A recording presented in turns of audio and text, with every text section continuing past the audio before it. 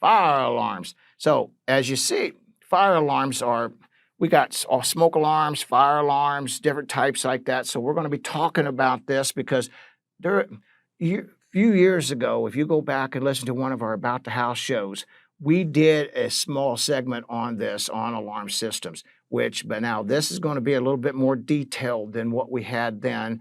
And well, technology, actual technology is always there. I just finally learned how to catch up to kind of learn how to do a little bit of this. But anyway, so we're going to jump right into fire alarms. We don't want this. How many times do we see a house like this burning in the wintertime? And all because of something simple as this. So we want to understand the different types of fire alarms and smoke alarms that are out there.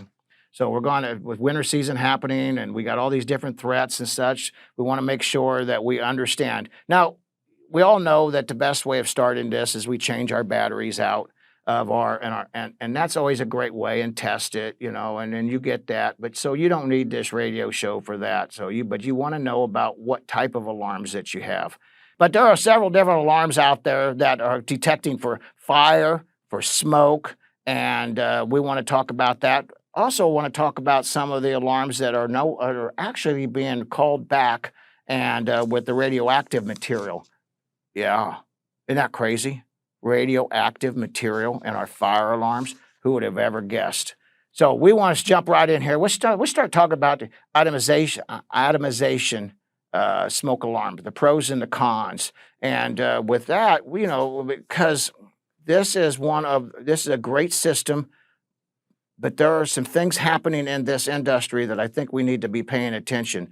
Now, this here with the atomization, easy for me to say, smoke alarm, they are the ones that have a radioactive material, Americum-241.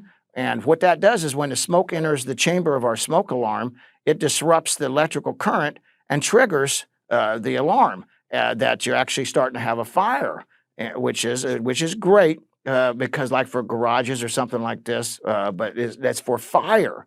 And it's usually caused by cooking oil or, people are cooking and they have a flash fire in their kitchen or something, or paper products catching a fire.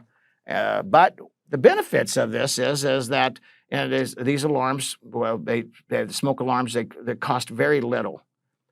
And that is why guys, you're going to get in big trouble if you say something. But in the kitchens, when somebody's cooking and the fire alarm goes off and it's a big joke, that somebody's cooking again. I used to tease my wife all the time about that. The reason I say be careful about doing that, because now that she got me doing the cooking, and she gives me the same stuff. But that's what happens. They're very sensitive to fast flaming fires. So you want to make sure you got the right detector in the right spot. How will you know if you have one of these type of alarms and some of the drawbacks? So these are some of the emblems that you're going to see right here on these different types of alarm systems. So you can kind of know, do you have radiation and radioactive material in it or not?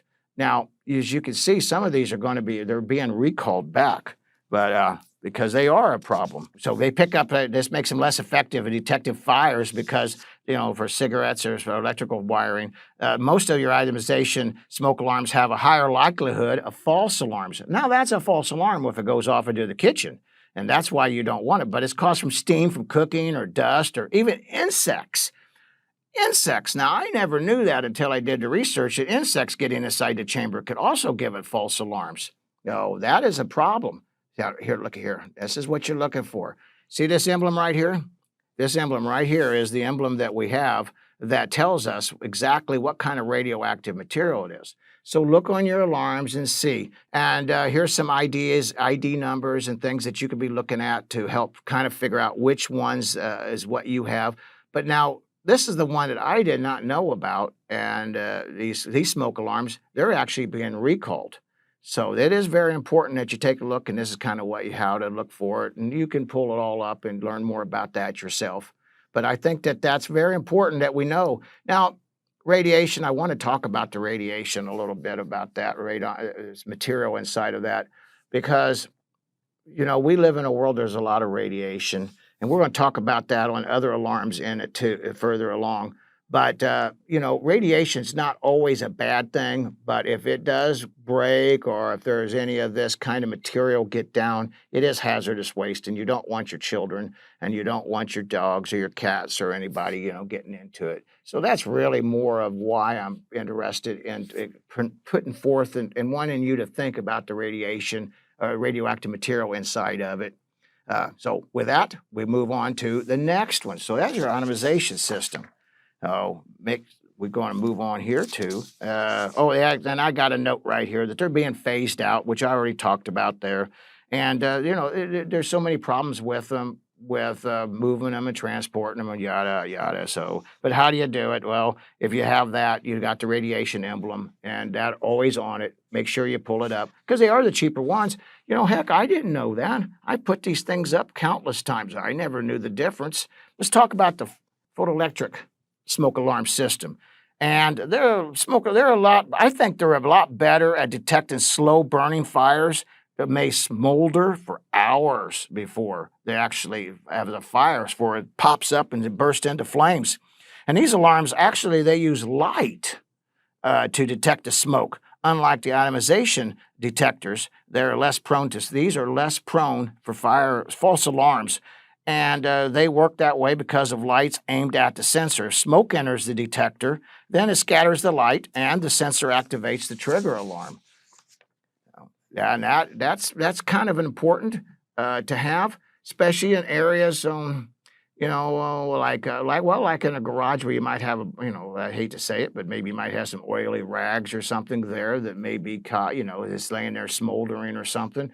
Or maybe electrical aluminum wiring, where maybe it's getting hot and starts smoking before it starts to burn. So yes, absolutely, you want to make sure.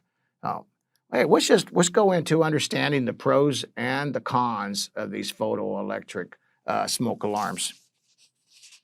So one of the smokers, I love it because they are very much a safety feature for the house and early systems for fire, allowing people to evacuate before it's too late. I had one years ago, and this actually, believe it or not, it even picked up the light and the fire. I had a kerosene heater, one of them stand-free kerosene heaters that you can buy at Home Depot or something. And I thought that it turned off when I hit the button to turn it off, but it didn't. The wick just went down and it just smoldered. And what happened is that the alarm went off even in the dark because it was nighttime, but somehow I had enough light in there that it was able to detect it. And when I walked in to see why the alarm was going off, all of a sudden, poof, it just exploded. Exploded, that's not the right word. It just combusted right there, and the flames just popped up about 3-4 feet in the air. And but it was just quick enough and had not got hot enough yet because I was standing there that I was able to get it out of the house and throw it away. That son of a gun never came back into the house again.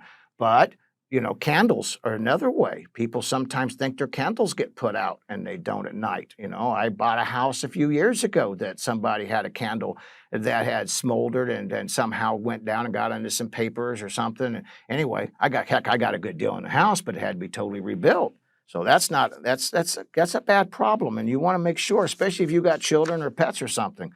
But some of the benefits of the photoelectric cells is it is a very quick to detect. There are all kinds of, before it actually gets bad, has less of our fake or false alarms, which is important because if you have this hooked into, which we'll get into other systems, but if you get it hooked into a, like a surveillance system or an ADT or something like that, one of these kind of burglar alarm kind of companies that give you all kinds of alarms, there's so many of these things. Actually, I'm speaking out of hand here because you should go back and listen to one of our radio shows, and we talk about that different alarm systems there and so they actually work with that, so they kind of an outside source.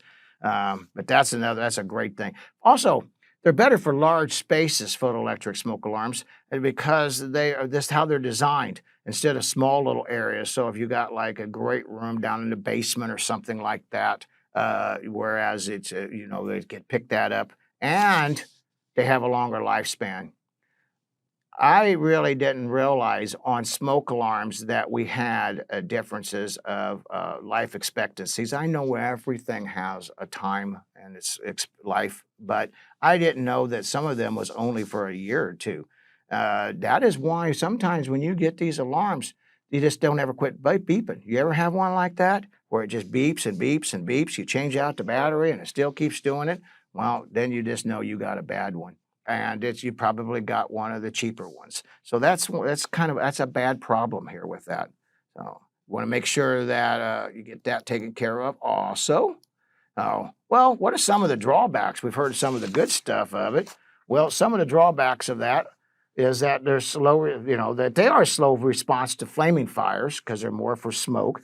Higher cost, that's a problem if you're on limited income.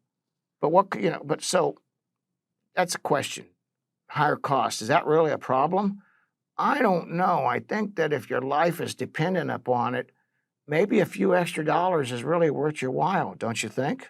I mean, I think so. I know for my tenants in my land and the rental property I own, I make sure I put the better systems in there. Is it because I care about my people? Absolutely. But I also care about my investment. So if you're a landlord or you're doing investing on properties or something, you might think about that. Also, it's a really great to put that into your sales brochure when you're doing selling a house, that you got these more upgraded systems in it. Maintenance, like any other kind of smoke alarm, photoelectric alarms require regular maintenance and make sure that they're functioning properly. And that just include like changing the batteries, to conducting monthly tests. And I know that could be time consuming, but it's really worth it. So actually, with the photoelectric smoke alarms, they have the pros and cons, but overall, they're really great, and they could definitely save lives. And by you understanding the benefits and limitations, it's going to help you make the best informed decision on which one that you want, because they all have their place. So make sure that you get the right one for the right application, and maybe you won't get stuck doing dishes or laundry or cooking or whatever else you made fun of the wife about, and now it's your turn. All right. See, it's just real simple to check these things. And, there's a couple of pictures here about, I know I'm probably going to get in trouble but I mean, anybody can get the right ones put in here and checking and making sure it's being done correctly.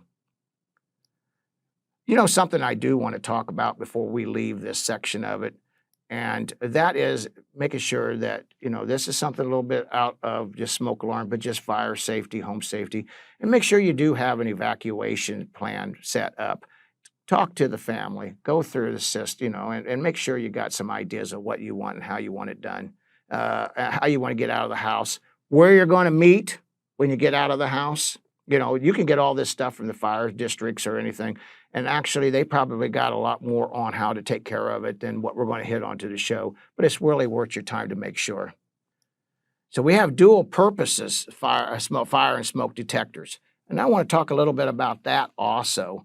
Some of the benefits and the drawbacks of the dual purpose. So with the dual purposes, actually what they are is they're smoke and fire. And they kind of work in two different, but both at the same time. And you'll see a lot of these that are put into the house.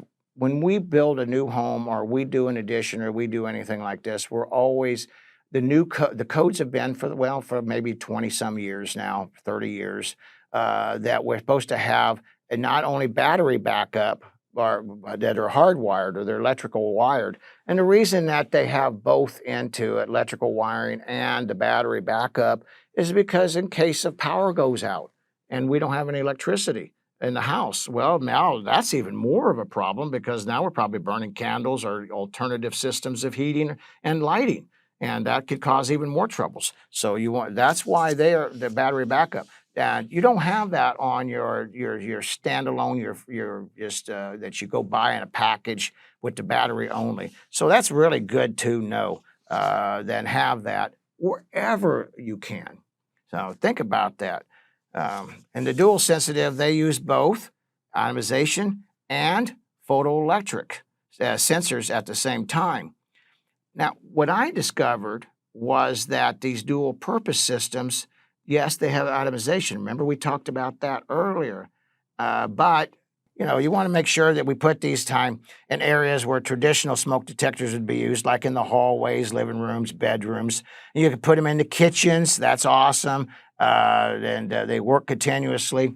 But atomization smoke alarms. Remember, we talked about that earlier, that they had small bell radiation. These do not.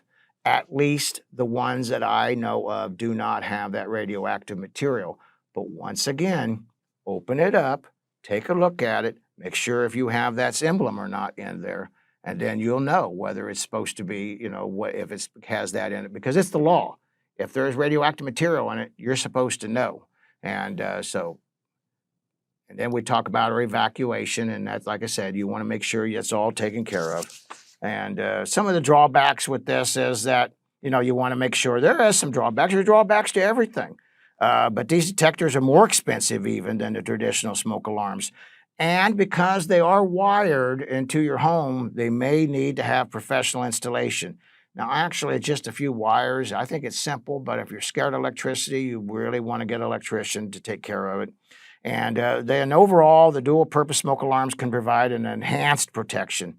But it gives a lot of peace of mind knowing that you're covered and your family's covered in so many different ways, not just with smoke, but also with the fire. So that's very important to take care of. Make sure that that's done. And I'm going to give you, here's a list of different ones here. The National Fire Association, that's a great place to get information. Consumer Reports has a lot of information on different smoke alarms and things, the brands and things. And this is what the advocacy is going to be doing. We're going to actually be doing more and more testing of different products. At this point, we're just brand new. So, the advocacy is just up and running. We haven't gotten into a lot of that yet, but we will be soon. And it's nothing but great information for you. But the evacuations, I cannot tell you how important that is to make sure that gets done, that you do know. We talk about that with windows. We talk about the egress windows and stuff, getting people out of the house and how, and that's in other radio shows. But I can't emphasize enough. Have a meetup place so everybody knows where they're going to be meeting at the end if there is such a thing happening in their house. Learning is the key to success. Thanks, folks, and God bless you all.